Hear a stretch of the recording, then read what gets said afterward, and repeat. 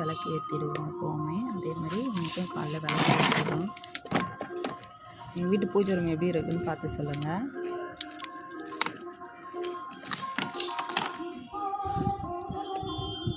இப்போ காலை டிஃபன் என்னென்னா, ஏற்கனவே சப்பாத்தி மாவு இருந்தது. இதை நம்ம சப்பாத்தி நூடுல்ஸ் அது மாதிரி செய்ய போகிறோம். இதுக்கு தேவையான காய்கறிலாம் எடுத்து வச்சுட்டேன். இப்போ வந்து சப்பாத்தியை போட்டுட்டு அதுக்கப்புறம் முடிவு பார்ப்போம். சப்பாத்தியை போட்டு எடுத்துடணும் ஃபஸ்ட்டு.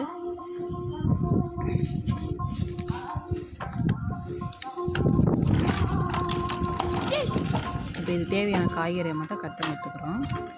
வெங்காயம், குடமிளகா, பீன்ஸ், கேரட், கோஸ் இது எல்லாத்தையும் நம்ம கட் பண்ணி வச்சுட்டோம். இப்போ வந்து இதை வந்து பீஸ் போட்டு எடுத்துக்கலாம். சின்ன சின்ன இதை மாதிரி கட் பண்ணி எடுத்துக்கோங்க. இப்போ கடாயை வச்சுட்டு இதில் வந்து நம்ம தாளிக்கலாம். 3 ஸ்பூன் எண்ணெய் ஊற்றிக்கிட்டோம். நம்ம இந்த வெங்காயத்தை போட்டுக்கலாம். இது நல்லா வதங்கட்டும்.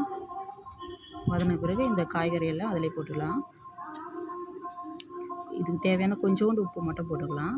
ஏற்கனவே சப்பாத்திலேயே நம்ம உப்பு போட்டிருப்போம். இப்போ சப்பாத்தியை வந்து சேர்த்துக்கலாம். இப்போ கொஞ்சோண்டு ஃப்ரைட் ரைஸ் மசாலா, காரத்துக்கு பெப்பர், இது எல்லாமே போட்டு கலர் கடையிலாம்.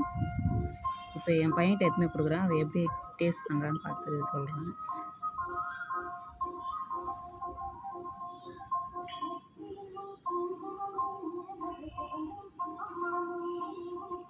நல்லா இருக்குன்ட்டான்.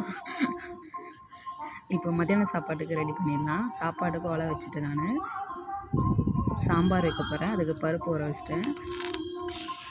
வெங்காயம், தக்காளி, பூண்டு, மஞ்சத்தூள், பெருங்காயத்தூள் எல்லாத்தையும் போட்டுட்டு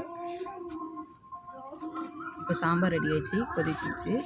இப்போ கீரையை போட்டுட்டு அதுக்கு ஒரு கொஞ்ச நேரம் கொதிக்க விடணும். நல்லா கொதிச்சு வந்துச்சு. இப்போ தாளிச்சதை எடுத்து கொட்டிக்கலாம். இப்போ தட்டில் போட்டுறேன். சுட சுட சாதமும் முருங்கைக்கீரை சாம்பார்,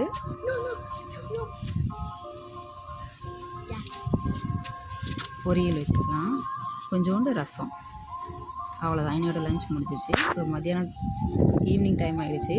என் பெரிய பையன் வந்து சிலம்பம் கிளாஸ் போயிருக்காரு. இப்போ காஃபி போட போகிறேன் நான்.